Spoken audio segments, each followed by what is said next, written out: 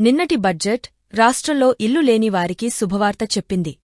రాబోయే 5 ఏళ్లలో 25 లక్షల ఇళ్లు ఇవ్వనున్నట్టు ప్రభుత్వం ప్రకటించింది. పీఎం ఆవాస్ యోజన, ఎన్టీఆర్ నగర్ పథకం కింద ఈ ఇళ్ల నిర్మాణం చేపట్టనుంది. ఇప్పటికే పురోగతిలో ఉన్న ఇళ్లు కాకుండా అదనంగా మరో 16 లక్షల మందికి ఇవ్వనున్నట్టు తెలిపింది. ఇళ్ల నిర్మాణానికి ఈ ఏడాది 4012 కోట్ల రూపాయలు కేటాయించింది.